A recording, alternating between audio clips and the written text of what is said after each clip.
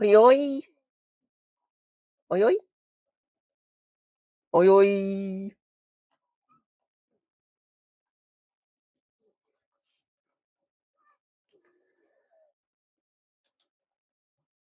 I'm live. I am back. Rejoice. Hello, everyone. I return. Sorry about that.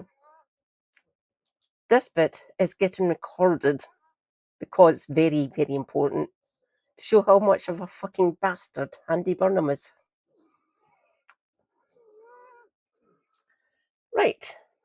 Excellent. There we go. Hello, everyone. I return. Sorry about that. Yes, I'm live. Fucking amazing.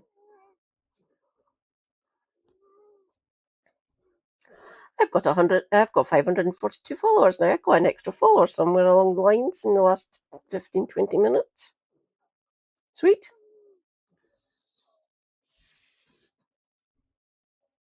Davinia, darling.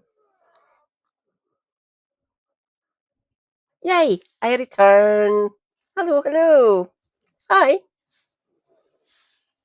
Rejoice. Davinia Robbins in the chat. No, both. My YouTube's going. Give me a minute. Yeah, go to my channel. Yeah, I'm live. You can jump back over to YouTube if you want, darling. Oh, fuck. I'm still muted. That's good. Back to Burnham. Oh, weird. Come back, YouTube.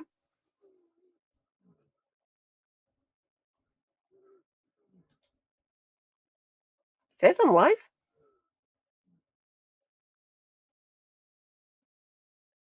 Ah, 4 different Katies. Terrifying. With 4 different Katies, I could rule the world.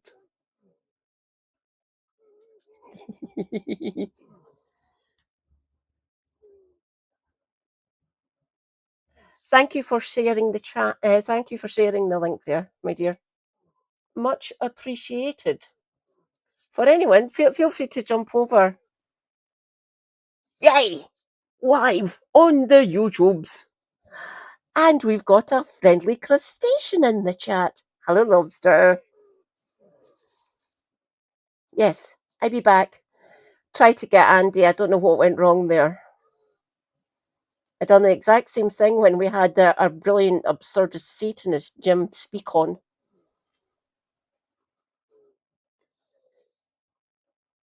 No, Lobster's in my YouTube chat. YouTube, you're being weird.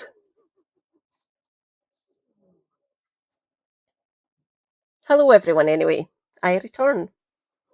Look, it's a twat. Hello, hello. Be nice to our friendly crustacean. She be awesome. She be funny and very intelligent. As is most leftists. Don't get me wrong, some leftists are fucking idiots. I know there's people still calling Destiny intelligent and left. No. Destiny, you're a prick.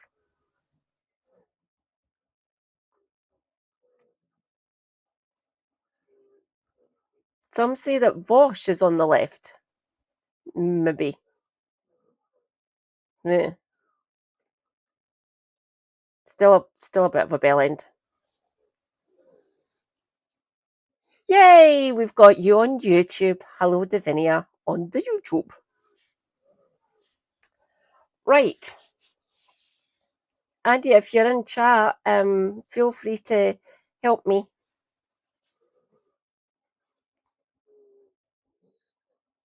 I had 2 going at the same time. I thought I shut the other one down because my my Twitch went down. Did my YouTube not? Odd. Mm. I know I've got multi-stream capable. I didn't know I could double up on myself.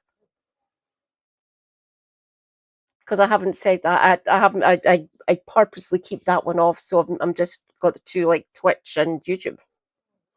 Mhm.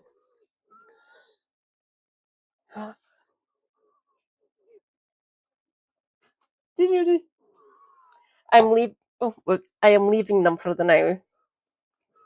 That is Super Hubby's favorite. There's a packet of Monster Munch sitting over there on his bookshelf next to our TV remote. I'm more of a sweet tooth. Num num num. So that sits in the side pocket in case I need a little bit of a snack and some extra energy. Right. What flavour are you having, my dear? His one's roast beef. Like, I ate an obscene amount of pickled onion Monster Munch when I was a little girl. My favourite, admittedly, though, was roast beef and mustard Brannigan's. Now, if anyone remembers Brannigan's, you're old like me. Well, not 47 isn't old, obviously. Middle age? Is 47 middle age?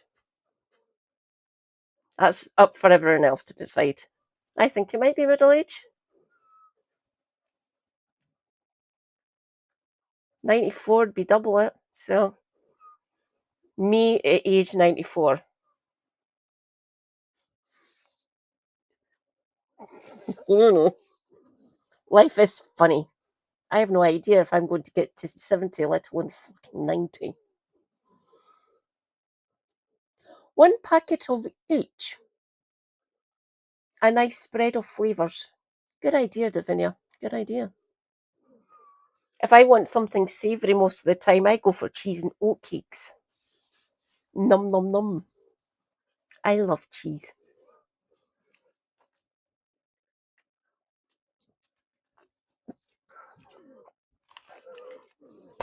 Right. Oh, God. First and foremost, he can't say that. The Good Friday Agreement, yeah, it's just called the hot one, oddly enough. He likes the roast beef. I like the pickled onion. And if I'm feeling particularly risque, I try some of the hot one. But most of the time he goes for roast beef. Don't get me wrong, he likes the spicy one as well. He gets that one whenever he sees it. But most of the time it's just the roast beef that's available.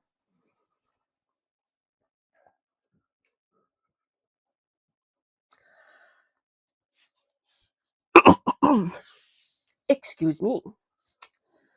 So first and foremost, he can actually say that the Good Friday Agreement is a legally binding, internationally recognised and backed agreement. There never is. There never is, Davinia. Let's read this, shall we? And break down why he's a massive fucking twat. Oh, it's Brendan Hughes. Prime Minister Andy Burnham has rolled out calling a referendum on Irish unification. It is not up to him. Describing the border poll as off the table. You're a massive fucking idiot, Burnham. No, we're not. No.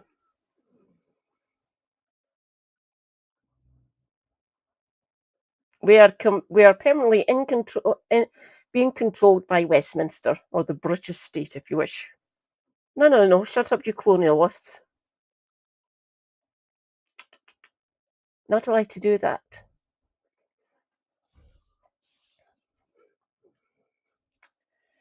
The Labour leader said votes on Brexit and Scottish independence showed the risks that come from those situations take a long time to heal. That is a massive fucking understatement.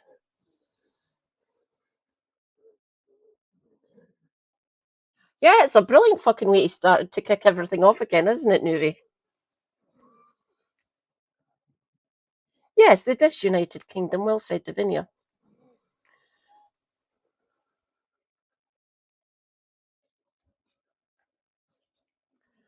Nuri, if you want, no pressure whatsoever. Feel free to help me in the chat. Just post things in the chat to help me. Don't get me wrong. I know a fair amount about the Good Friday Agreement, the Troubles, blah blah blah, all that stuff. Interested in history? Something about doomed to repeat or something? No. History is pointless to some people, apparently. No, it's not. Speaking during his first official visit to Northern Ireland. Yeah, it certainly looks like it, doesn't it, John? Again, massive twat. Speaking during his first official visit to Northern Ireland, he said the focus should instead be on public services and tackling cost of living pressures. We got fecal agreement. Well said, Nuri. We need to fix things right in front of us in the here and now, he told BBC Northern Ireland. Burnham met Stormont's first and deputy first ministers and the leaders of the Northern Ireland Assembly's main parties. That must have went swimmingly. His visit comes amid calls from the power-sharing executive for increased funding from the government to ease budget pressures. Just like every other part of the UK then.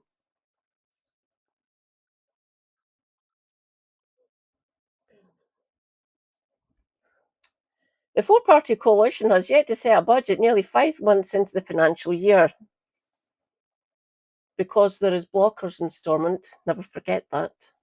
Stormont departments are facing a shortfall of up to £1.6 billion, according to a spending watchdog.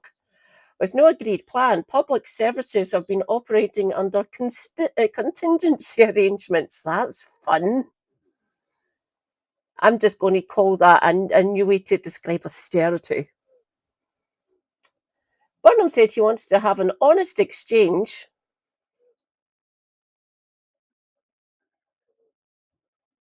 Doesn't seem like it. With political leaders in Northern Ireland. There are things we would say if we worked. There are things that we would say if we can work together. Have a look at where possible savings can be made. Oh, for fuck's sake. Or where things can be done differently. It's right and proper that I ask for those assurances, he added.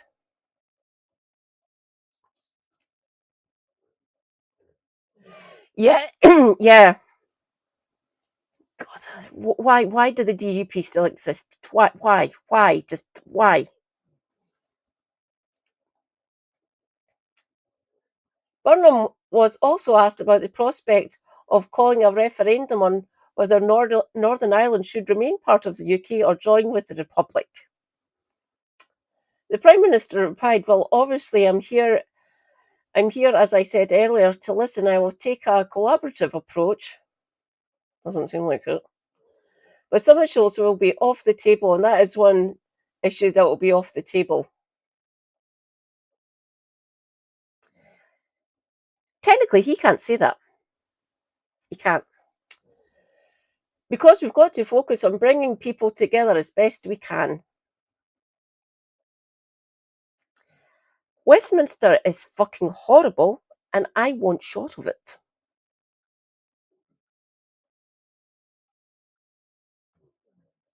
Prime Minister met members of the public during a visit to the Cathedral Quarter in Belfast. Oh, fucking hell. Burnham cited the 2016 EU referendum and the 2014 vote on Scottish independence. Yes, way to rub salt in the wound there, Andy. Thank you. What we find is that the risks that come from those situations take a long time to heal. No shit, Sherlock. And it sets you right back, and you can't focus on what's right in front of us here and now. The fact that you're rolling back on all the agreements you made when you were campaigning running in Makerfield? Mm-hmm. He continued, "A decade since the Brexit referendum, and I think we've had too much division, too much arguing, too much backward looking. That's because of Westminster.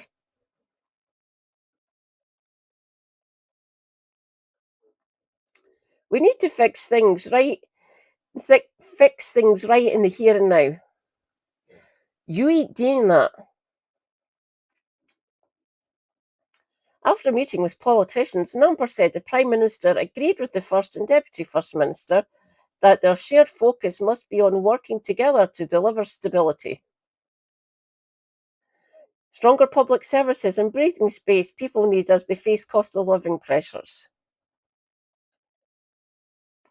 He also set out his determination to find a solution to the Northern Ireland executive budget. Give them more money? That might help. Just an idea. Democratic Unionist Party leader Gavin Robinson welcomed the opportunity to engage with the Prime Minister. I bet he fucking did. He said Burnham's remarks on a border poll were particularly encouraging. Shut the fuck up, you DUP bastard. And were putting to bed the nonsense discussed in recent months. Nonsense? Nonsense? Gavin, you're a dick. Sinn Féin leader Mary Lou MacDonald said the Irish Republican Party's delegation had a very frank and very forthright meeting with Burnham, following his remarks in which he ruled out a referendum. We have put it to him very strongly that burying his head in the sand is not a plan, not a strategy, not wise and not acceptable to us. Well said, Mary Lou. Well said.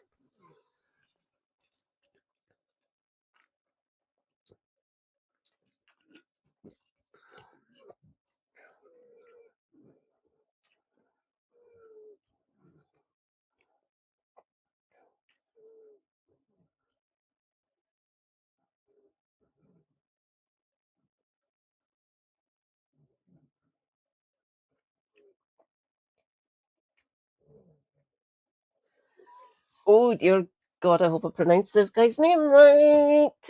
Alliance Deputy Leader Owen Tennyson acknowledged Burnham's attempts at putting power back into the hands of communities and levelling up northern towns in England, but said this must also include Northern Ireland.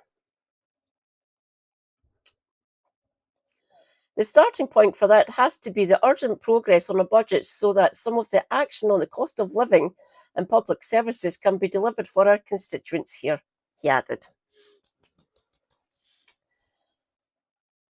The leader of the Ulster Unionist Party, John Burrows, acknowledged spending in government in Northern Ireland has to be more responsible. Oh, and thank you very much, Nuri.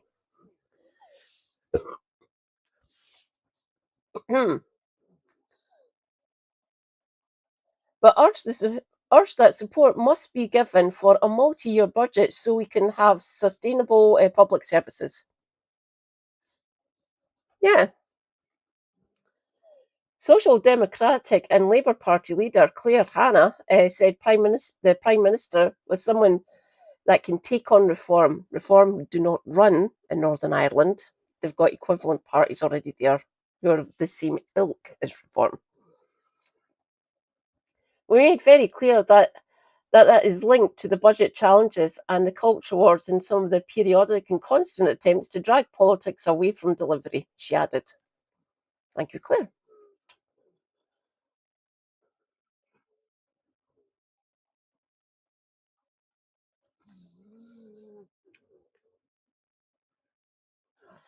Ouch. We got our universal credit 2 days ago. So we've still got money left. That has to survive 19 days, though. Yeah. Before meeting politicians, the Prime Minister heard from young people about the issues that impact their lives and their aspirations for the future. He spoke to teenagers and staff involved in mentoring schemes within Belfast's creative music scene, It seeks to elevate artists and promote this city as a UNESCO City of Music. Oh, right.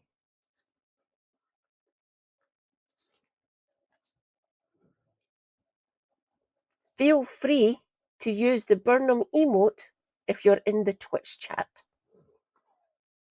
I will show you it. It is fun. Andy Luke made it for me. Praise be Andy.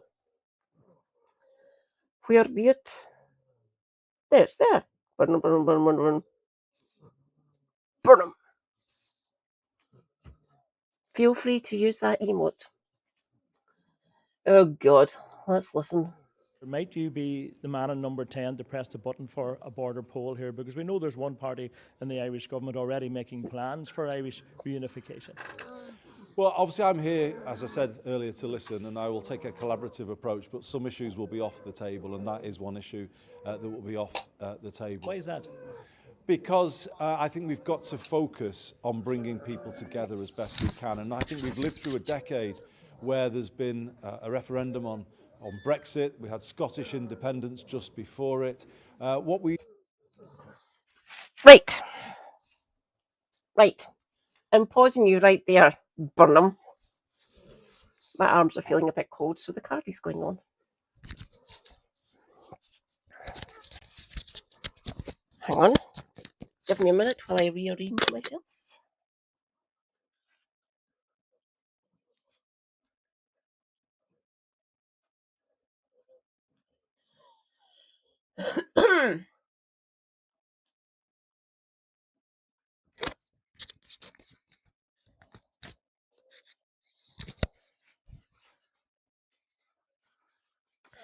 There we go. Much better. Right. Burnham, Burnham, Burnham.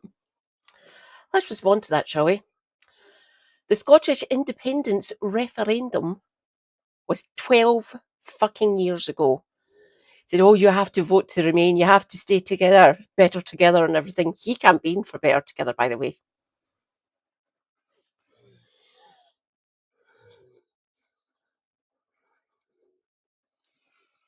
Yes. Well said, Nuri. So that referendum was 12 years ago. Said, oh, you have to stay part of the union. You have to stay part of the union.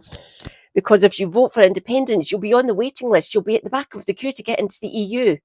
A lie. Said, oh, and look at everything that we'll give you if you stay together. Devo Max, everything. Look at it was called The Vow, and it was a crock of shit.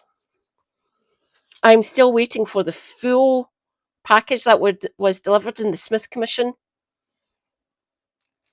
He was one of the ones negotiating and basically drafting some of the things that went into the Smith Commission, by the way.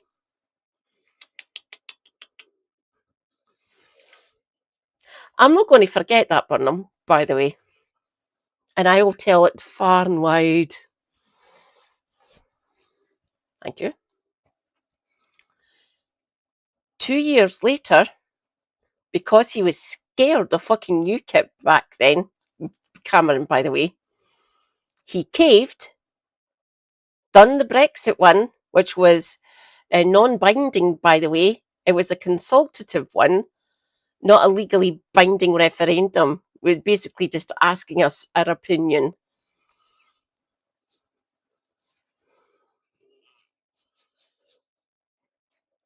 To actually make it a binding one, I had to go through the House of Commons, which was going to be rather tricky with the electoral politics in the chamber at the time.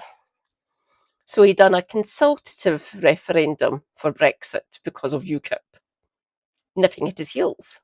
Thanks, Cameron, you fucking wank.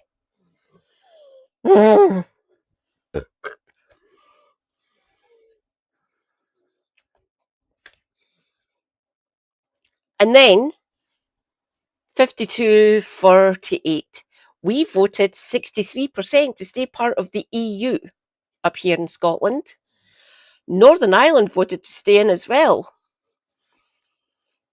So 2 out of the 3 Celtic nations were literally sidelined. We were literally shunned and said, shut up.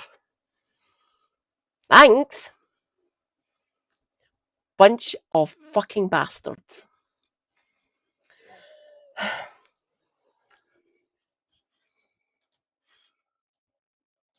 Find is the risks that come from those situations take a long time to heal, and it sets you right back, and you can't focus on what's right in front of us here and now, the cost of living pressures that are hurting people in Northern Ireland, the need to get that budget set so that public services can function as they should. You know, these are the things right in front of us, and sometimes politicians go to things that they want to see as opposed to getting the solutions that the public need. And you know, I think a decade since the Brexit referendum, I think we've had too much division, too much arguing, too much backward looking. We need to fix the things right in front of us in the here and now.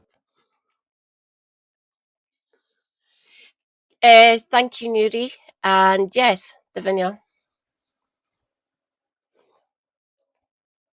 Decade. Earlier on Thursday, Burnham travelled to South Wales.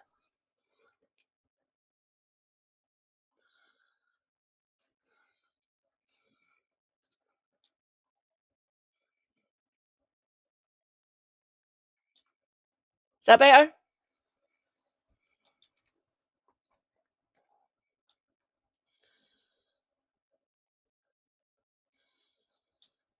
There we go.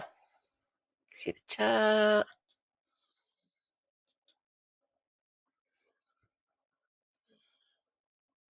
Michael ask you. You're welcome, my darling. Fuck off, Burnham.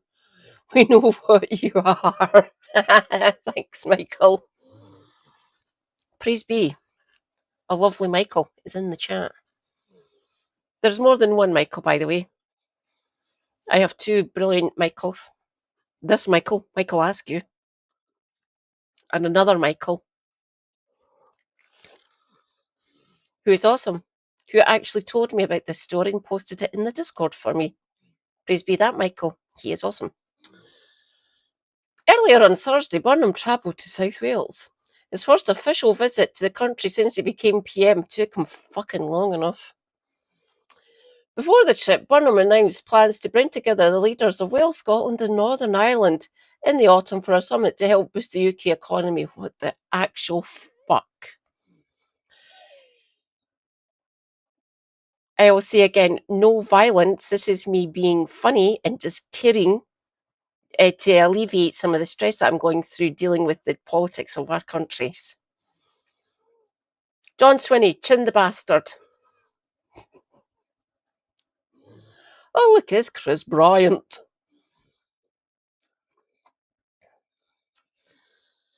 Speaking ahead of Burnham's visit, First Minister Michelle O'Neill called for a fair budget settlement that works for public services. He's just going to do the same that he's done to us, Michelle. I love you desperately. You're doing an amazing job. But yeah, he's treating us like we're shit. I hate it. If I ever meet Andy Burnham, I'm just going to say that to him. You spoke a big game about devolving powers. Can we get some powers, please, Andy? Thank you. It was Lord Sainsbury, wasn't it? Seems a bit sus, doesn't it?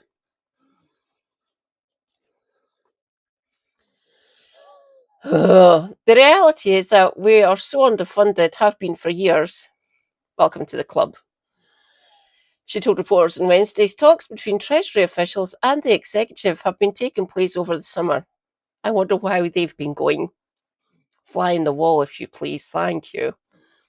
On Monday, Northern Ireland Secretary Chris Bryant, this creature, said it was shocking that a Stormont budget has yet to be agreed. Oh my God! Right, land and property. 1,000.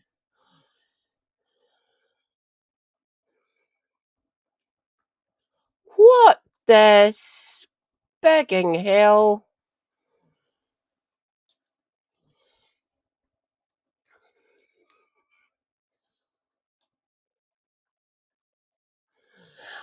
Oh, I like that, Scribby. Oh, move you just a little bit back to the left. There we go, just a little bit. That's all I needed to do. Rejoice, comrades. The resident philosopher.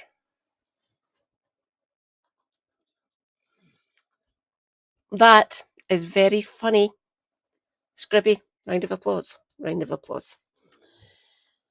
He said the executive could consider more self-help in the form of revenue raising, but where there was significant budgetary pressures, he wanted to be able to help. Felt a lot good you're doing there, Chris, by the way. Thanks.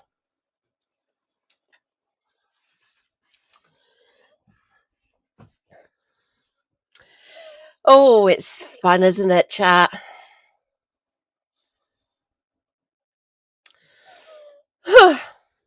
Right. What next do we think? Hang on. Brass strap keeps on falling. It's annoying the hell out of me. Ah! Hang on. You're going to have to go down a bit so you stop. Okay.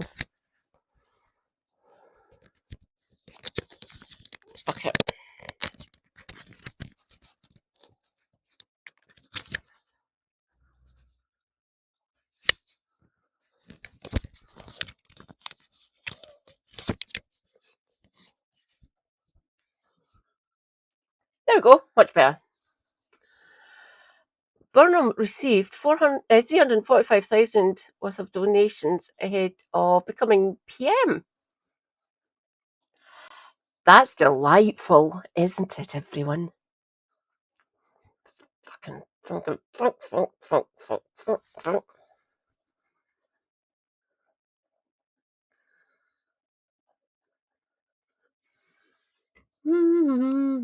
Let's see what else is in the BBC Politics section.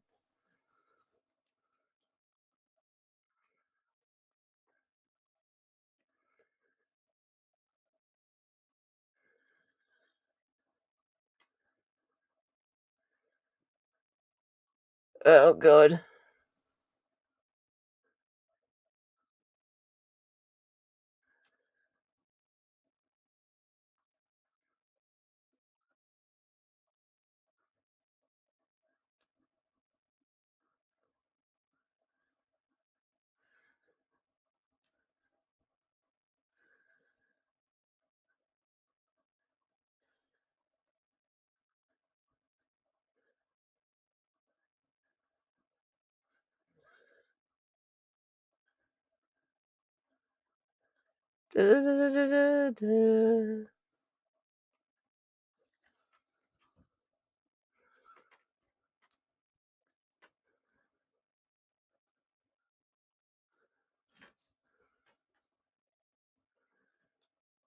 Oh, whoops.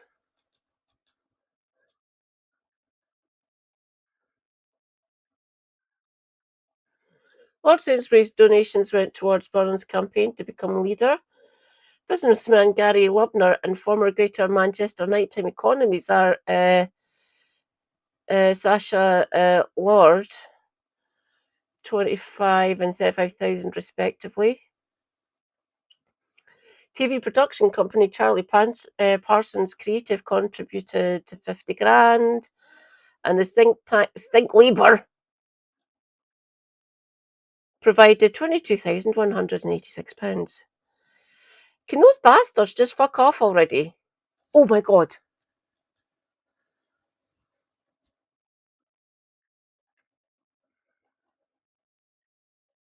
Someone told me a story about fucking McSkimmy. McSkimmy.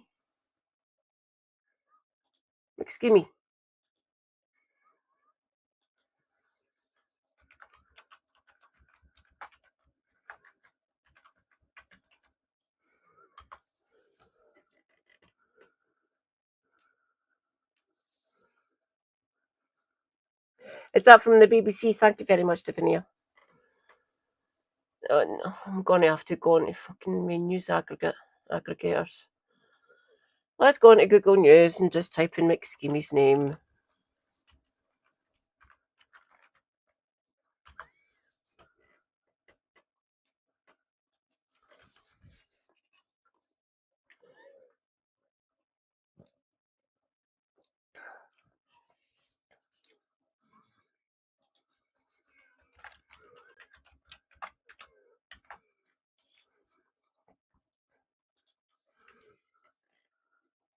Oh, fuck.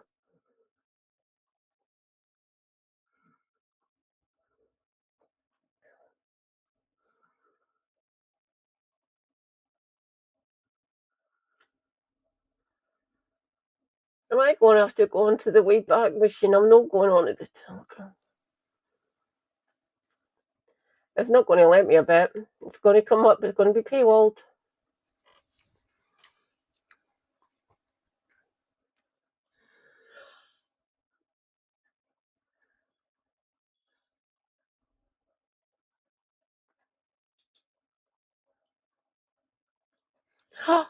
Oh, I'm getting it. I'm getting it. Fucking sweet.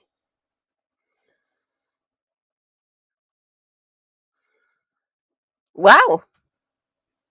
Thank you, the Telegraph. Take this with a massive, with a Carthage amount of salt.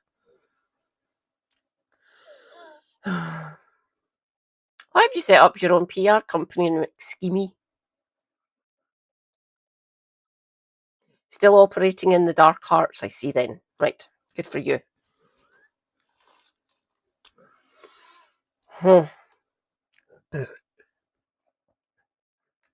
Scribby, my comrade.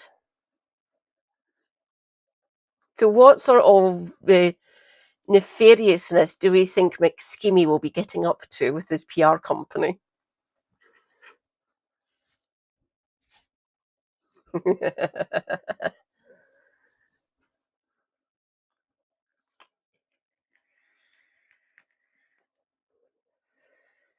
I'll wait and see if Scribby comes back to me on that. Oh, that was from the didn't they have a job opening at Portland Communications?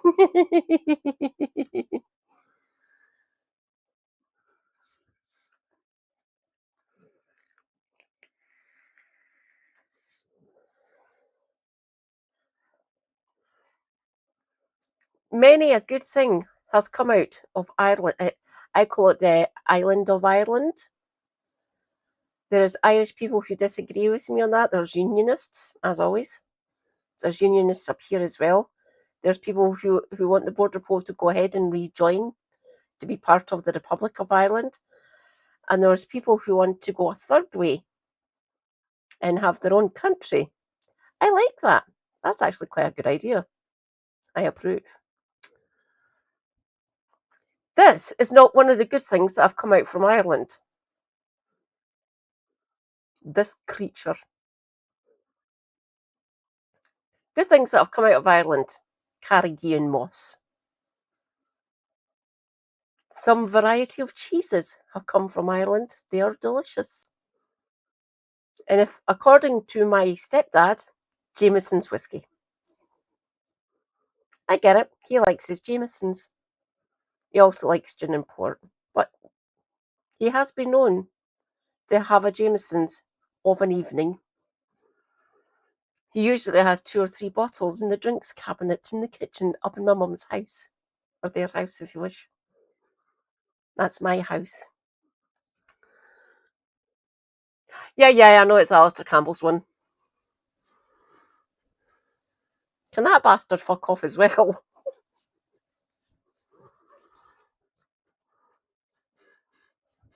I'd love to know if those two have operated together. Finding new and exciting ways to stitch up the left, or ignore us, or basically treat us like scum.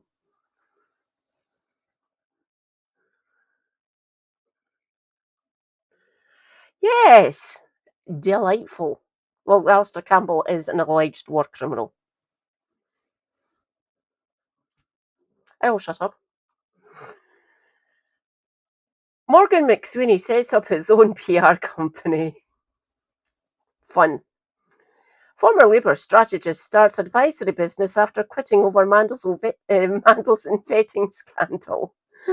More than just that. That was the coffin nail, essentially. Morgan McSweeney appeared before the Foreign Affairs Select Committee as part of the investigation into the Mandelson scandal. I watched that. live on my own before I went live, and I talked about it on my stream on the evening. So this was happening during the day. I talked about it on my stream at night.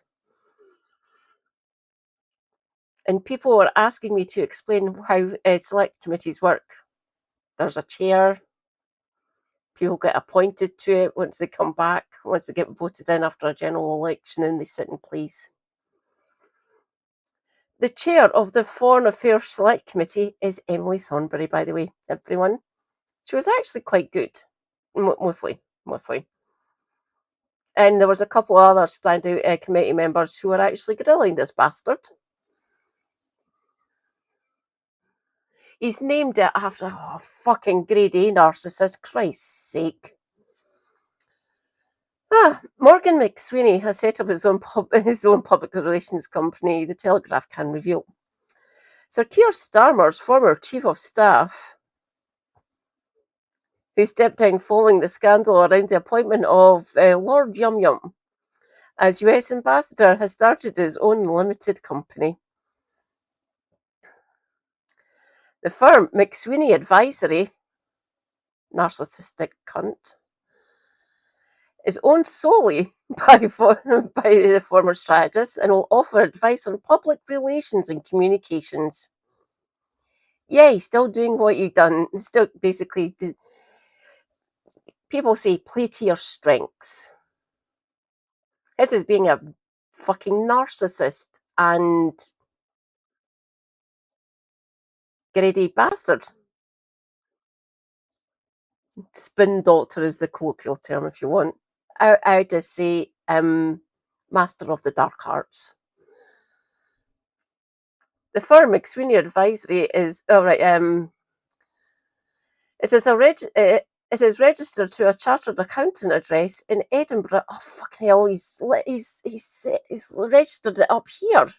What a wank! And lists Mr. McSweeney as the only director.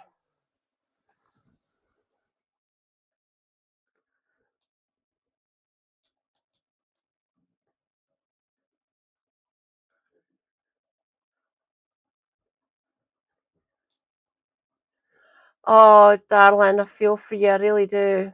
I know what it's like.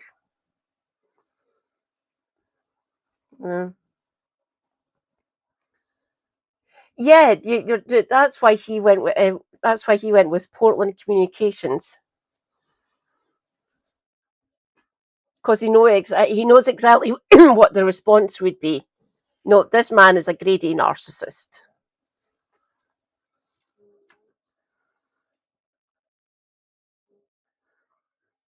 As well as serving as Sir Keith's chief of staff, Mr. McSweeney, as a political strategist, was widely credited with shaping Labour's winning general election campaign in 2024.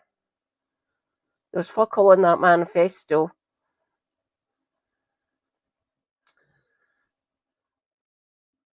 The Tories were going to lose. They were. Broad but shallow. Lowest turnout for a general election. Lower than when Corbyn was party leader. Speaking last month for the first time since his resignation in February, Mr. McSweeney revealed he intended to move on to a new chapter in my life. Well, you haven't. You're still going to be doing the same fucking shit that you've done for the last fucking decade. Over a decade now, really. Speaking to Nick Robinson on the BBC's Political Thinking podcast, he said he wanted to move in a completely different direction. Yeah, who'd want to work with them? Exactly, John. Yeah. Completely different direction? Doesn't look like it, Morgan. And had no intention of returning to politics in the foreseeable future. You're running a PR company.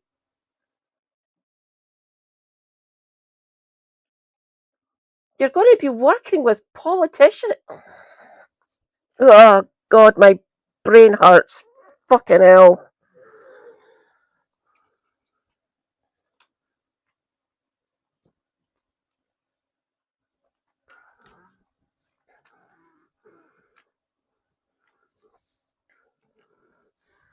He added, I mean, I can't say forever. Still plotting to get back into fucking politics then, are we, Morgan? But certainly for the next few years, I'm committing to being out of politics for at least the next few years ahead. I will say again, you've started your own PR company, named it after yourself. Mr. McSweeney became Sir Keith's Chief of Staff after 3 months in Number 10, following the departure of Sue Gray, a former civil servant who had been the then Labour's Chief of Staff in opposition. Well, yeah, she was. His time at the centre of the Starmer government ended abruptly. Be sure your sins will find you out. When he resigned amid scrutiny over his role in the Lord Mandelson becoming US ambassador. He had pushed for the appointment despite the peer's friendship with Jeffrey Epstein, known child trafficker and paedophile. In his resignation letter, Mr. McSweeney said he did not oversee the vetting, but wanted to take full responsibility for advising the Prime Minister to appoint him.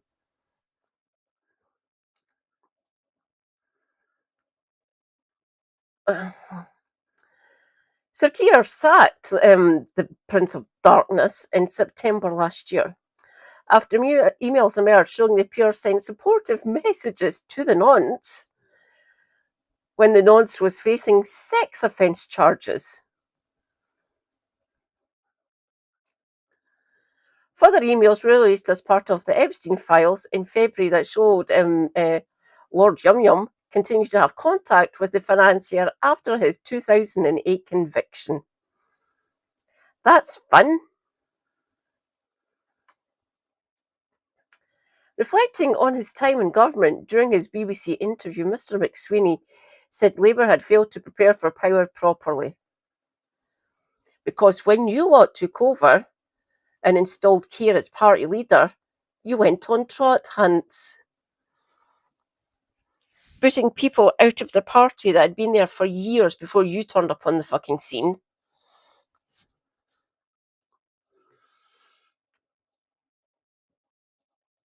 Removing all semblance of any sort of leftist within the Labour Party and the Labour movement here in the UK.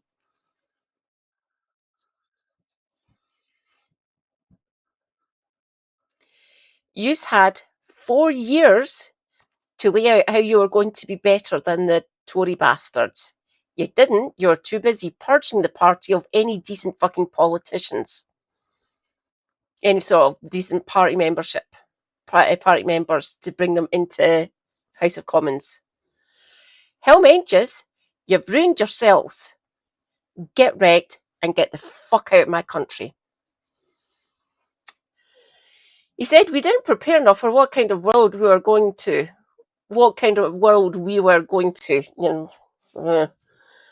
We are now in a very different era than when Labour was last in government. Yeah.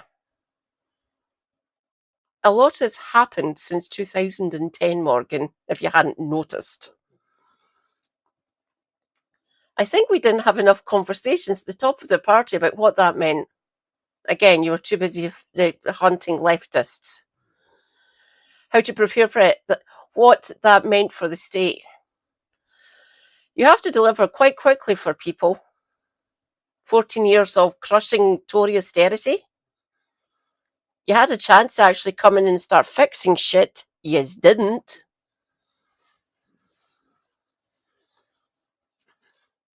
For all intents and purposes, you're fucking Tories.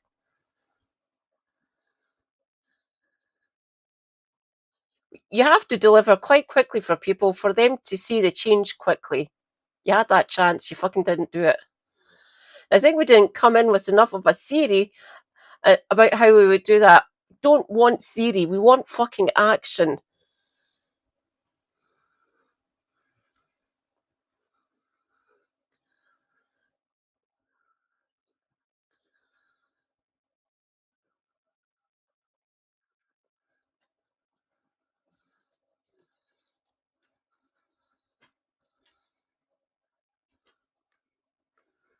Austerity is dead. Long live austerity. Thank you, Omaha. Rejoice, comrades. Omaha, the cat dancer. Hello.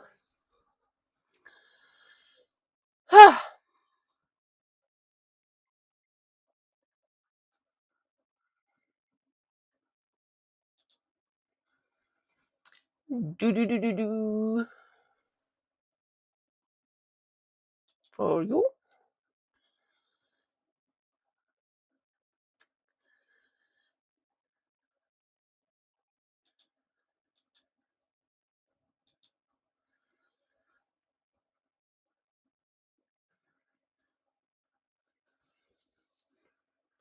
Just passing through. No problem, Omaha. No pressure to stay, of course. Welcome in. Thank you for dropping by. Always a pleasure to see you and chat.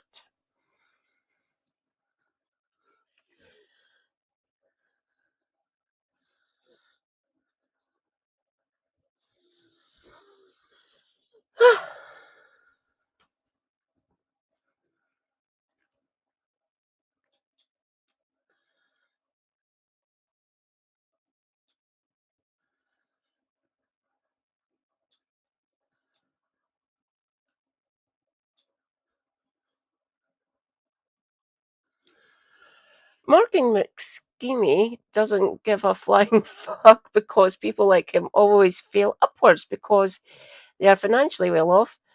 They will experience hunger or have no money to pay bills for gas, electricity, and not have enough money to eat. Thank you, Scribby.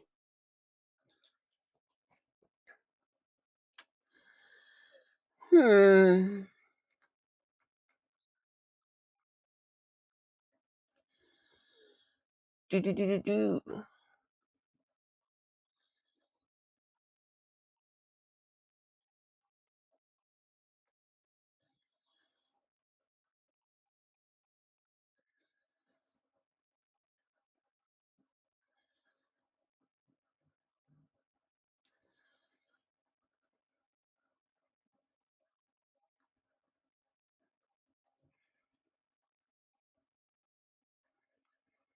Hmm.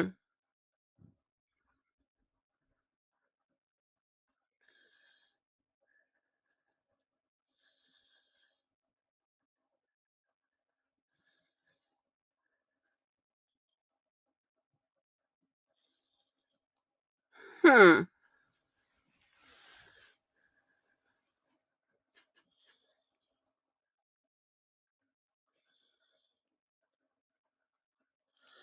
Oh, Omaha. Oh, I feel for you, comrade. At least you got something to eat. Having hot food is the best, as always. But at least you got getting some sort of food is always needed. Yeah. Going out in the morning, fucking hell. Not good. Really not good. That's right. Energy needs to be in public hands so it can be maintained properly. Just an idea.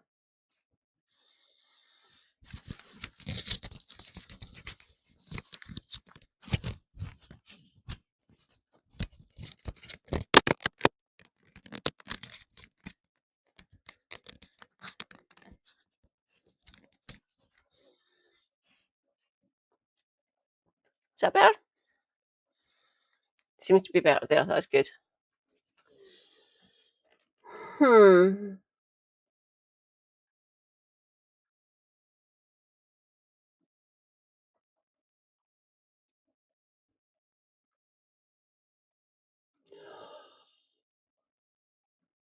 Ooh.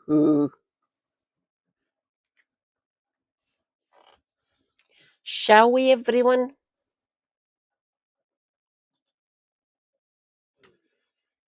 Oh, bollocks.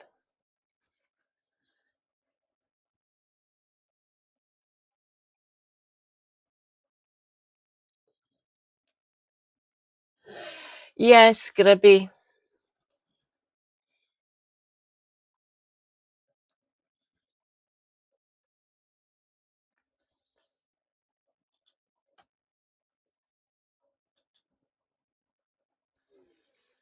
Oh, when the power goes for even a bit, I put out the pilot light for the buildings, but let's see if they can.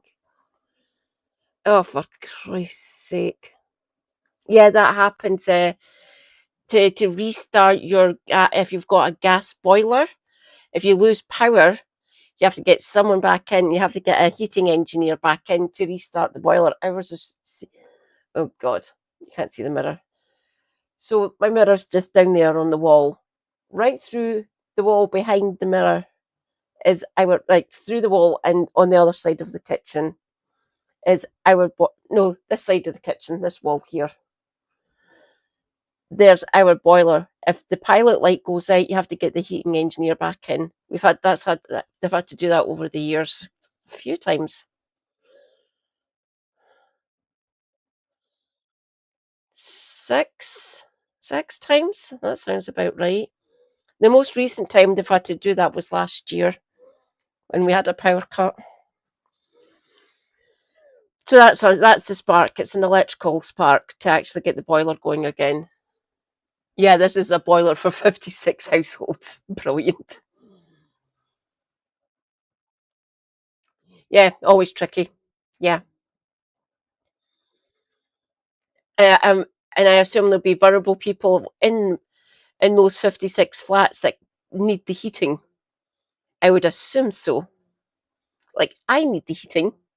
He hates it. But if it gets too fucking cold, I will literally just ignore him and put the heating on, because I don't want to turn into a block of ice. It is not fun. Your lass will not be able to stream then, because I'll be sitting here looking blue and shivering constantly, which is not fun for anyone involved.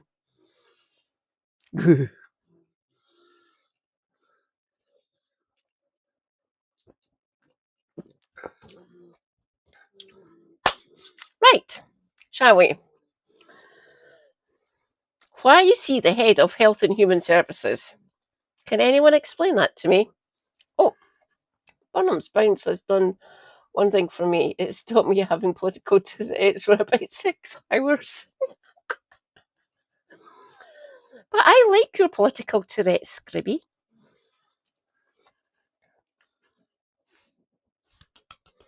Round of applause for Scribby, making me giggle. RFK Jr. lied in Senate confirmation hearings. Why am I not surprised? Newly revealed documents indicate. Letters obtained by The Guardian and the AP, the Associated Press, contradict testimony that 2019 visit to Samoa had nothing to do with vaccines. That is a lie. Newly obtained documents indicate that US Health Secretary Robert F. Kennedy Jr. lied during 2 congressional hearings last year when he told lawmakers who held the key to his confirmations that a 2019 visit to Samoa had nothing to do with vaccines. Letters obtained by The Guardian and Associated Press contradict the testimony. In one, he wrote to the Samoan Prime Minister before the trip. Kennedy explicitly said he wanted to study the measles, mumps, and rubella vaccine in the Pacific Island nation. In it, he used the word vaccine or vaccination 8 times. The genes didn't run strong in that one. You are correct. For anyone who doesn't actually know, this individual, RFK Jr., his dad was Bobby Kennedy, or Robert Kennedy, brother to JFK, the slain president. So John F. Kennedy was this man's uncle. So both his uncle and his dad got assassinated. That must have been fun for him growing up. So yes, Bobby Kennedy is his dad. I'm not sure how old he would have been when his dad got assassinated. No older than like a teenager, I think. Like barely into his teens. Hang on, let's check. How old was RFK RF when his dad died. He was 14. I was roughly correct.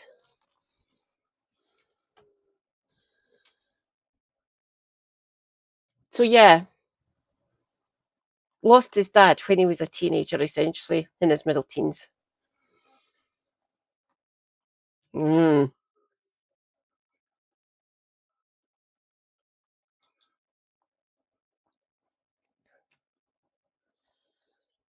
I am writing this letter to you in the hope that we might be helpful to the people of your great nation, he wrote.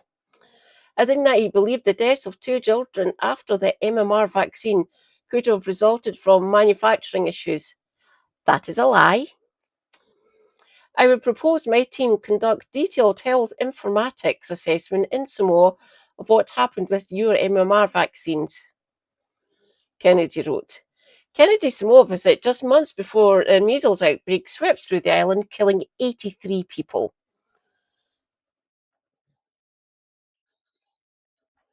I guess I'm lucky.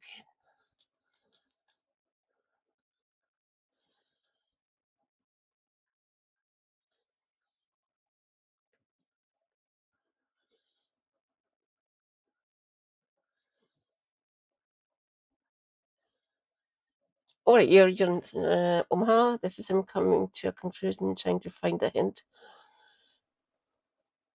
Yeah. He's coming to a conclusion before he knows before he has all the information or evidence. You say something and you look for even the slightest hint to support your assessment before you know all of the information. That is not the scientific method, everyone. Hello, scientist here. Killing 83 people has become one of the most controversial events in his career. Really? At the time, he was leading a non-profit known for its anti-vaccine activism. Mm-hmm. The visit was seen by critics as having emboldened anti-vax activists in Samoa. It did. It did. Trust me on that. Correct.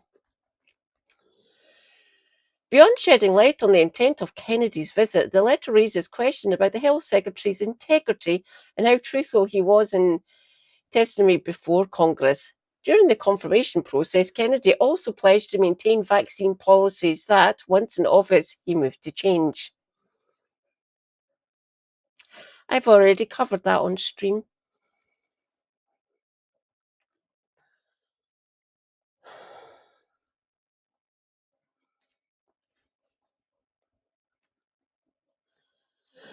Yeah. Both rip right through society, causing untold damage and death. Fun, everyone. Fun. Knowingly giving material false testimony to Congress is a crime. The carries a possible prison sentence, though it is rarely prosecuted. Yeah, they don't lock people up for lying to the fucking confirmation hearings. They really should. America, can you hear me? Attorneys with expertise in Senate procedure said that if Democrats win control of the House or the Senate, they're going to win the House. They are going to win the House. The real race is going to be for the Senate.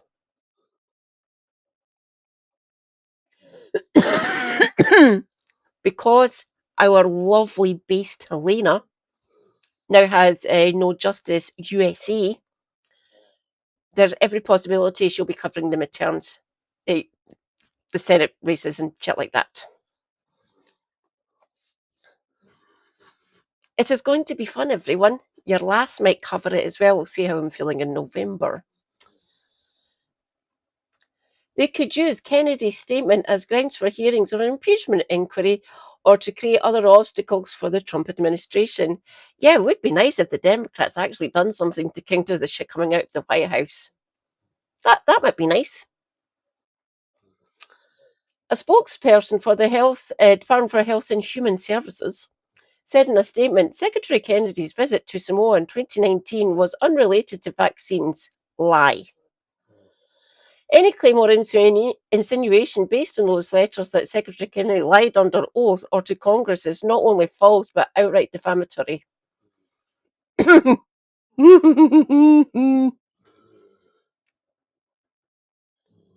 National divorce for USA.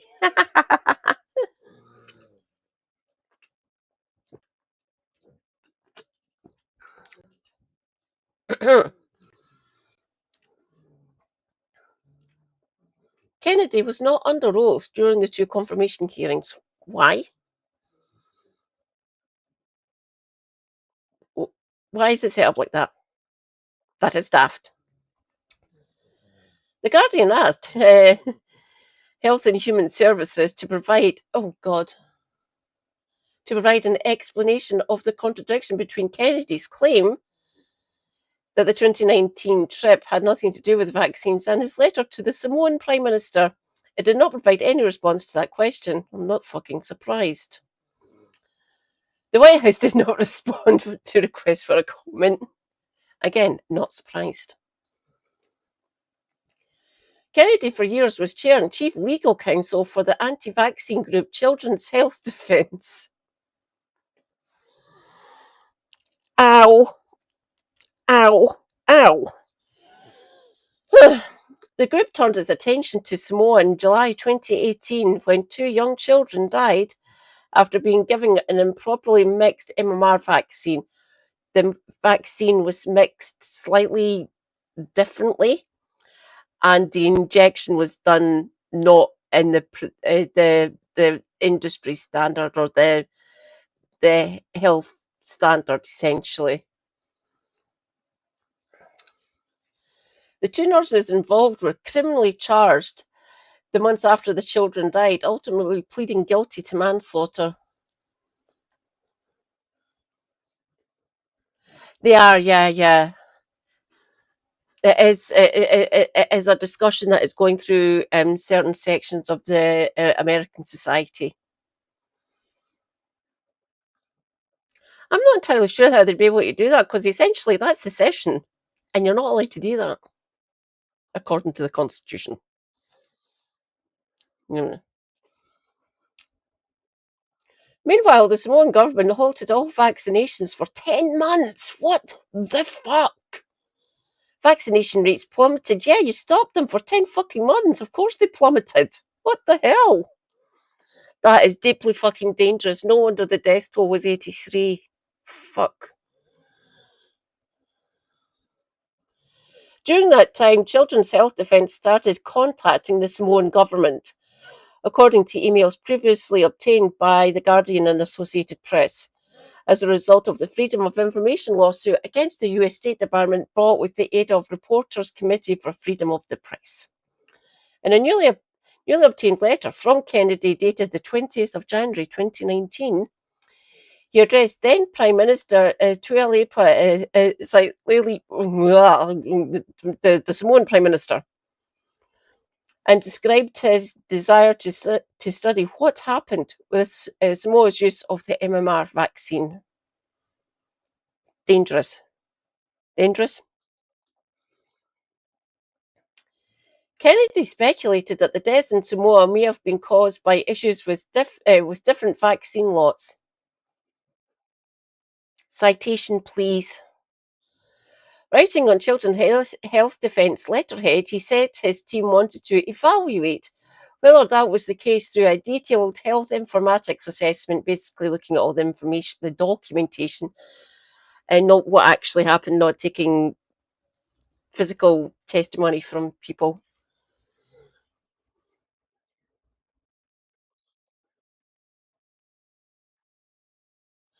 Yeah. To change the Constitution, you need a constitutional convention, and you need to get both the parties to agree to it. And then the fun and games begin. They need 75% of both houses to actually do an amendment. which might be possible if they take both houses in November. Watch this space.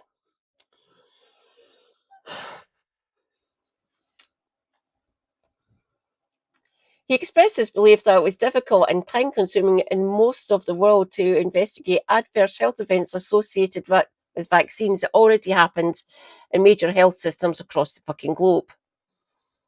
I should know. I know people who fucking work in this area. Or a civil war. That's the camp he's in, because I'm married to a fucking lunatic who wants to see America burn. I don't want to see America have another civil war, but he keeps on saying they're due one. Really? I don't know. Feel free to speculate about it in the chat. He expressed his belief that it was difficult and time-consuming in most of the world to investigate adverse health events associated with vaccines that already fucking happens. And said health information systems are rarely designed to quickly study links. You don't do it quickly, you do it methodically, you do it... Does this man not know the fucking scientific method? Christ, we need to send him back to school.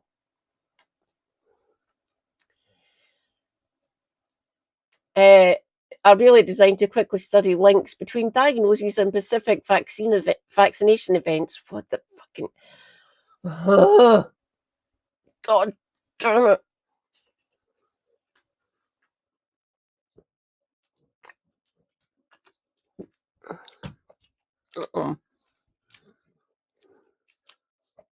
The Prime Minister responded a month later, saying Samoa could benefit from the Children's Health Defence Assessment of Oh, no.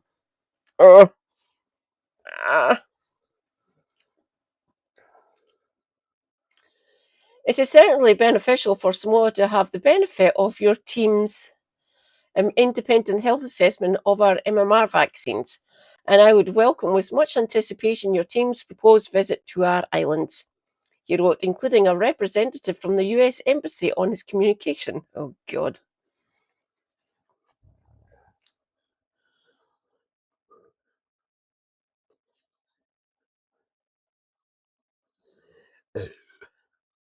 It does, oddly enough. Don't get me wrong, the big things happen and things just tip over. The first was going to happen. Some European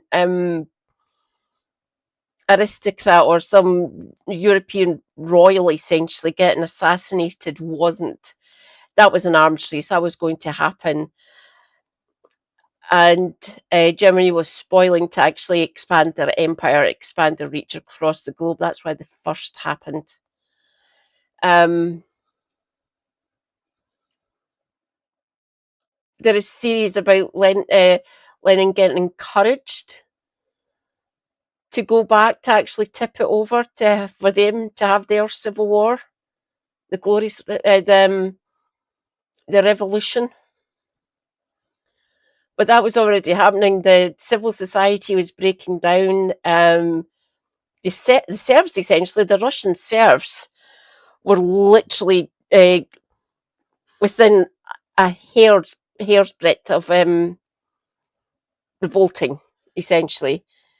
The situation on the ground for most Russians was dire.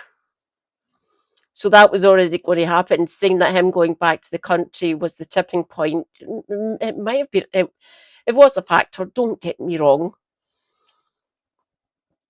But the state of things on the ground, it was going to happen anyway. And again, the Second World War, Germany feeling aggrieved. And plus palingenetic ethno-nationalism and blah, blah, blah. Only blonde hair and blue... Right, currently, my hair is green. You can't see I've got it up in a bun because the back of my neck's really hot. But I'm Blonde hair, blue eyes, tall. The Aryan standard, if you wish. Unfortunately for me, I'd be classed as barren. Can't have kids. So that Super Hubbies explained to me that could have been avoided if they'd actually dealt with Germany breaking the Versailles Treaty in the years leading up to the Second World War. Mussolini might have been a little bit different because that was already coalescing. People were already coalescing around him. 707's in chat for Mussolini being mentioned.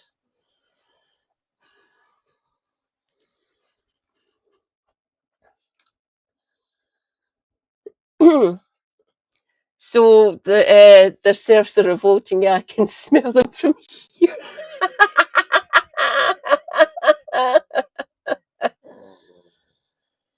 If anyone gets that reference, you might be giving away your age. Nice one, Omaha. That was one of my mum's favourite programmes, by the way. In a separate email from Kennedy's CHD colleague Dr. Michael Greven to Samoan officials in May 2019, Greven wrote that the team was travelling there as part of a vaccine-related mission.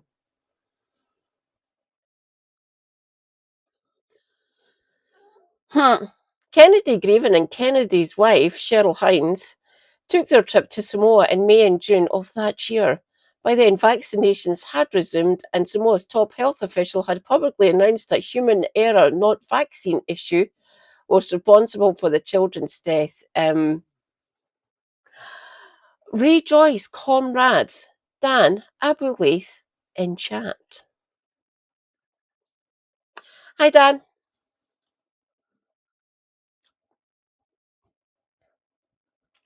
Basically, the nurse has done the vaccination incorrectly. It's horrible when that sort of stuff happens and people that, especially when children die because they incorrectly administered the immunisation or vaccination. I feel for the families of those two children that passed because of human error, essentially. It's not good when that kind of shit happens. How be you, Dan? While Kennedy was there, he met with anti-vaccine activists, including one who helped arrange the trip with a US Embassy employee. So that's a part of the delegation to Samoa, so an American representative on the islands. The Guardian and AP previously reported they have actually. Months later, the vaccination rates are still dangerously low. Measles broke out, sickening thousands. In the end, 83 people died, mostly children under the age of 5. Ugh. Ow. Ow. It fucking hurts. I hate this shit so much.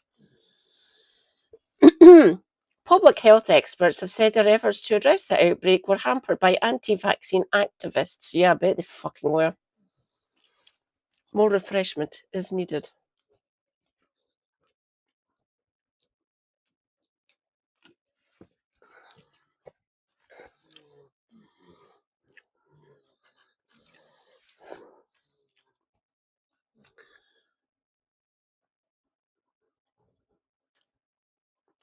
Some of whom they claim were emboldened by Kennedy's visit. Under repeated questioning during his Senate confirmation hearings, Kennedy insisted vaccines were not the purpose of the trip. Blatant lie. Kennedy also said his visit did not influence people's decisions. You can actually say that. You cannot read minds, Mr. Kennedy.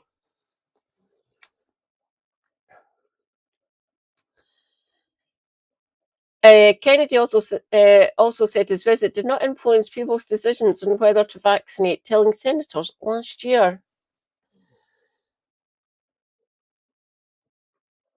Oh, no problem, Dan. You do what stuff you need to do, as always. Telling senators last year, I never gave any public statement about vaccines. You cannot find a single Samoan who will say, I didn't get a vaccine because of Bobby Kennedy.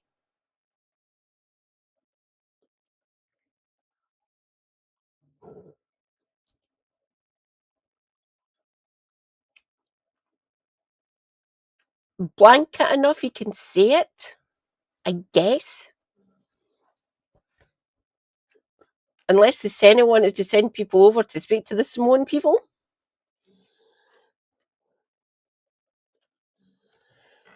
I've become something of a fucking chimney. I need to calm the fuck down on cigarettes. I know why people smoke. I used to be a smoker. Essentially, I still am.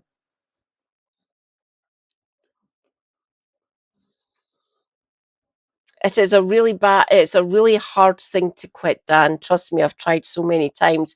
Try one of these. Try one of these. They're cheaper.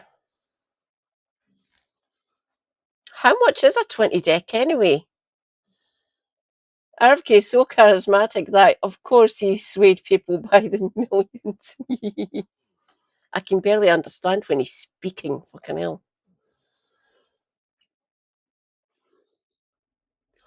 14. Fucking hell.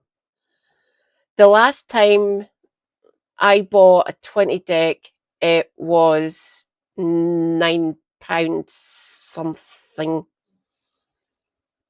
9.25, I think, if I remember correctly. As a treat for myself, every few months I get myself a cigar, and that's usually about between 15 and 30 quid I spend on them. You get Super Kings. Yeah, I've had a cigar on stream before. I like cigars. Don't worry, I'm not like Winston Churchill puffing away on a cigar every day. Can you afford it? Yeah, cigarettes are expensive now, Omaha. Mm. It is the tax on it is appropriately called a sin tax. So this has a sin tax on it. So do these now, and the liquids we use in them.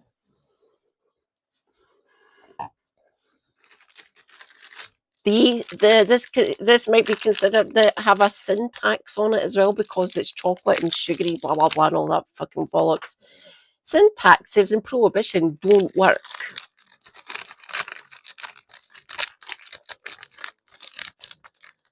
Ah.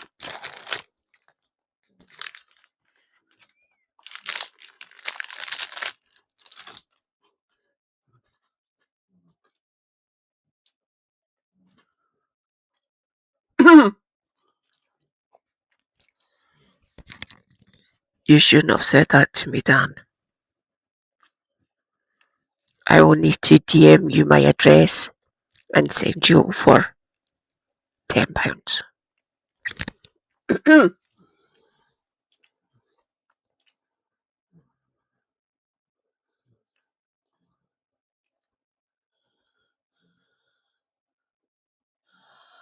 Oh, the Hamlets do stink. They're essentially just cigarettes. Like when I have my, it's going to be different since I've changed my position. I'm up here at the top part of the living room now, so I might not be able to smoke. To have like I usually have a cigar for New Year's when I'm streaming, like on Christmas, on Hogmanay, or New Year's Eve if you wish, if you don't call it Hogmanay. The last time I actually done that, this setup with the laptop was down there right at the window. So I had the window open behind me when I was having my cigar. Different up here. I'm right at the top of the living room. Several times he flatly denied the trip had anything to do with vaccines. But he did. When it came up during questioning by Democratic Senator Ron Wyden of Oregon, Kennedy replied, I went there nothing to do with vaccines. I went there to introduce a medical informatics system that would digitalise records in Samoa and make health delivery much more efficient.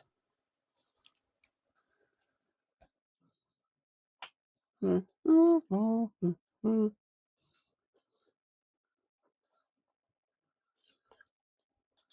reality is measles are in fact deadly and highly contagious, something that you should have learned after your lives contributed to the deaths of 83 people, most of them children, in a measles outbreak in Samoa. Let me explain what happened in Samoa. In Samoa, in 2017 or 2015, there were 2 kids who died following the MMR vaccine. And the vaccination rates in Samoa dropped precipitously from about 63% to the mid-30s, so they've never been very high. And in 2018, 2 more kids died following the MMR vaccine, and the government of Samoa banned the MMR vaccine. I arrived a year later when vaccination rates were already below any previous level. I went there, nothing to do with vaccines. I went there to introduce a medical informatics system that would digitalize records in Samoa and make health delivery much more efficient. I never gave any public statement about vaccines. You cannot find a single Samoan who will say, I didn't get a vaccine because of Bobby Kennedy. You told my colleagues on the Senate Finance Committee that when you went to Samoa in June of 2019, it, quote, had nothing to do with vaccines. Will you confirm again today that the trip had nothing to do with vaccines? My purpose in going down there had nothing to do with vaccines. Well, I have in my hand a blog post in 2021 in which you say the anti-vaccine group Children's Health Defense, which you ran, offered to fund the purpose of the trip to Samoa. And in the same post, you state that the trip was ultimately arranged by an anti-vaccine activist, and during the trip, you met with an activist who later compared vaccine mandates to Nazi Germany. And during that trip, you also discussed vaccines with the Prime Minister and the Director General of Health of Samoa. The Director General of Health said you specifically discussed your views on vaccine safety fears. And with unanimous consent, I will submit those blog posts, Mr. Chairman, into the record. Without objection. Can I reply to that, Senator? I'm going to ask you again. I'll ask you again. Did the trip have nothing to do with vaccines, as you told my colleagues in Senate Finance yesterday? Vaccines. And if you want me to explain, I will. Did it have anything to do with vaccines? No, it did not. It did not. Well, my purpose in the trip was not to. I ended up having conversations with people, some of whom I never intended to meet. Well, again, an anti-vaxxer helped finance your trip. Well, you call them an anti-vaxxer. That's not what they would call themselves. They call themselves safe vaccine advocates. I went down there, a CHD, which was that group, offered $6 million to obtain a grant for $6 million to install to digitalize the health records of Samoa. Well, let me just go on. I just want to state-of-the-art medical informatics system. Thank you, that was the purpose of my trip, Senator. I got it. Thank you. There we go. I don't need to read those last 2 paragraphs, these 2 here. So that was Ed Markey, the last one. The Senate confirmed Kennedy on a 52-48 vote. Fantastic. Thank you, Senate. Doing a stellar job as always. In 2021, Kennedy explained in a blog post on the CHD website that he went to... Oh, he's just said all that stuff. Right.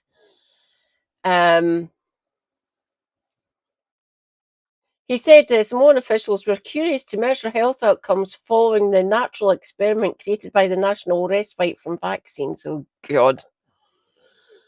Ugh.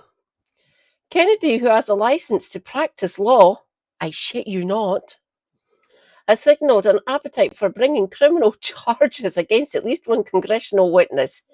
He suggested last month that former US health official Dr. Anthony Fauci could face perjury charges. When called before Senate committee to testify about the pandemic. Oh, Christ's sake.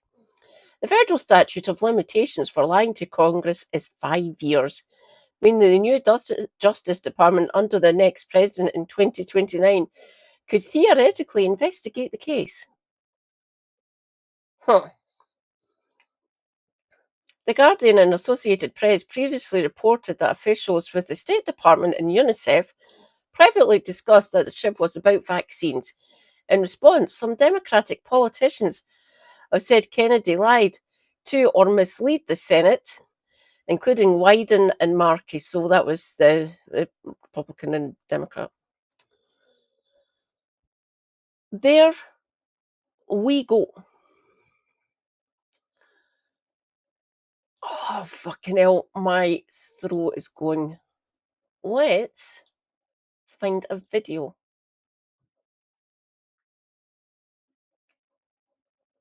What are we in the mood for, everyone? Oh, God, I forgot about this. Go. From the world of football now, our sports correspondent Rob Harris is in Monaco where UEFA is meeting. Rob, what more can you tell us? Yes, Sky News has seen a legal document that shows UEFA is preparing to bring criminal proceedings against FIFA and its president Gianni Infantino in Switzerland over the attempt to sell off shares in the World Cup to private investors. The legal documents that we've seen are being lodged in the United States, in Miami and in New York against FIFA, who have its legal headquarters in Miami and in New York, where the key investors that were involved in this scheme are based. And this legal action, these subpoenas, are an attempt to obtain information about the secret negotiations that Infantino was involved in to launch this scheme. They want details of board meetings. They want to know what documents were prepared, what emails were involved in the preparation of this plan that was launched just after the World Cup. It was leaked, which led to condemnation across football. Only then did FIFA confirm the launch of FIFA Forward Enterprise, which it characterises as being about raising more money for member associations around the world, but certainly seen in UEFA's terms as something that is necessary to... Stand still, man. It's kind of off-putting, isn't it? Now potentially launch legal action against Infantino in Switzerland, where FIFA's main headquarters are. It comes as FIFA tries to oust Infantino from power, but is holding on with the elections next year in March. Now, this is what part of the legal document says. UEFA and other interested parties are preparing to bring criminal claims in Switzerland against Infantino and possibly other FIFA officials and advisors for criminal mismanagement. This, they say, is under part of this Swiss criminal code, and it says that it's arising out of the secretive structuring, valuation, financing and marketing of a transaction that inflicted direct and concrete injury on FIFA's reputation, governance authority and commercial relationships to the detriment of FIFA as well as its 211 members, including UEFA's 55 member associations. Now, it talks about this $20 billion venture. So forget to turn it off. Oh, I'm sorry. To raise $4.2 billion from private investors. We'll talk about them in a moment.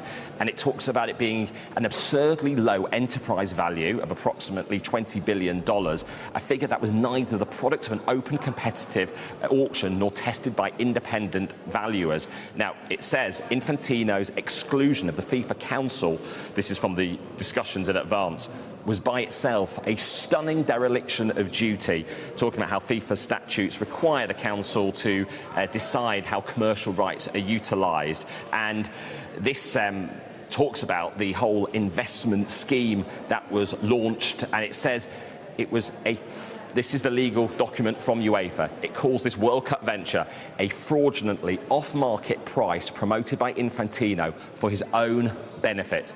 We have asked FIFA for comment, nothing in response yet. Now, who else is involved in this legal action?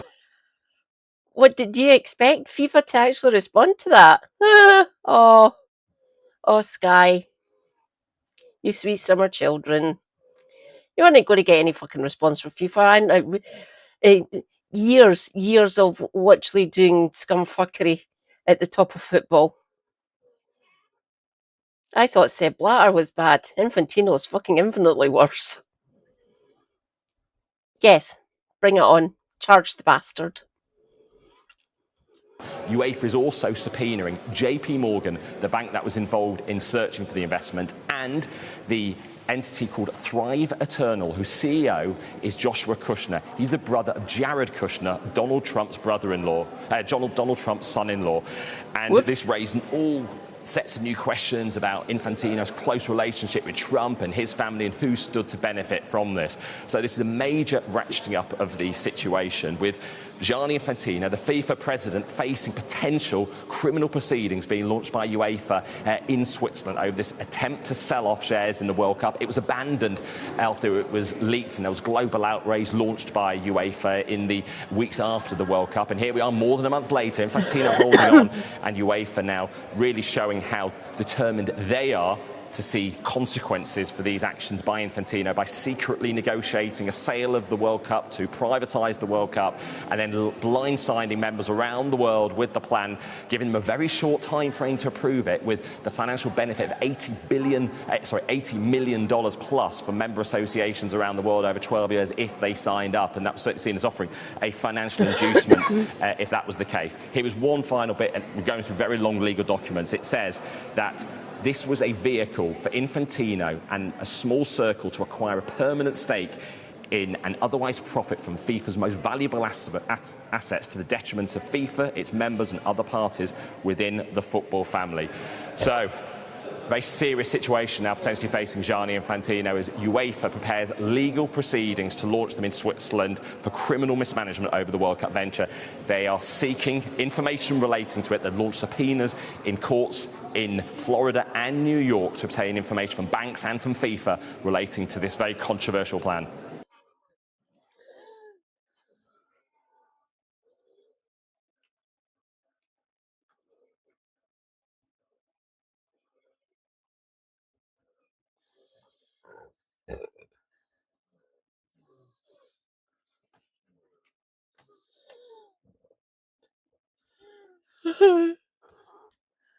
Oh, God, I'm so stiff.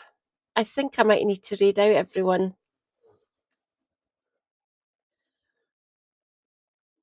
I know I'm drunk and I don't sway that much. I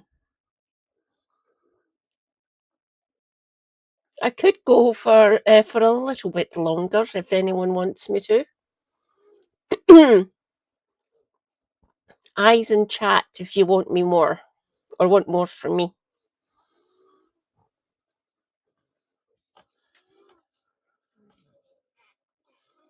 I am here for your pleasure now. I've done my information, my education for the night. We could maybe have some fun. I'm always up for fun.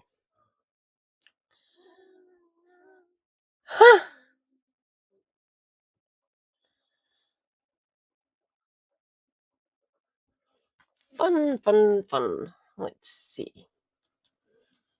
Fun?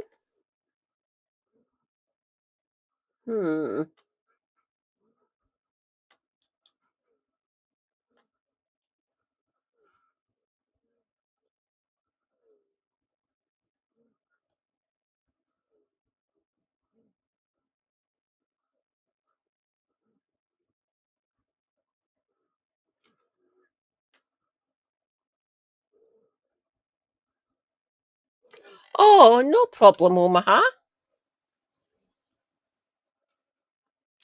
Cool, I'll read out.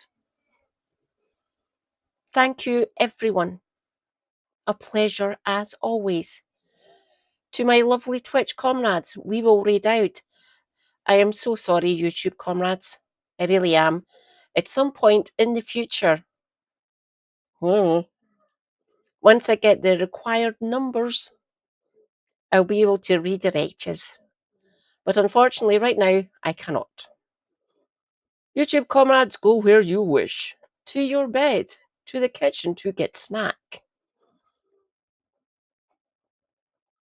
But Twitch, let us find someone. Let us find someone. Twitch. Who be going? Who be going? We've got chaotic maze.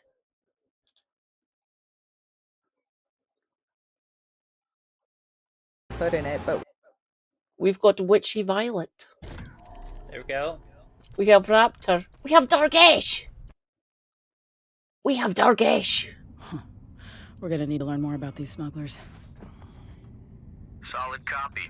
Let us go and say hello to my favourite door kicker. Alright, so ads are gonna Dargesh, start in Raiden about coming. 3 minutes.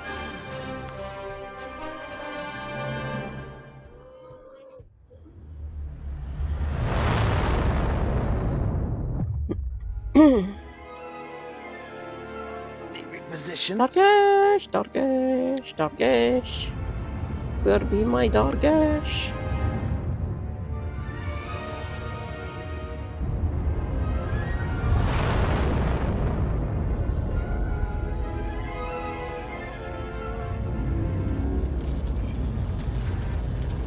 No.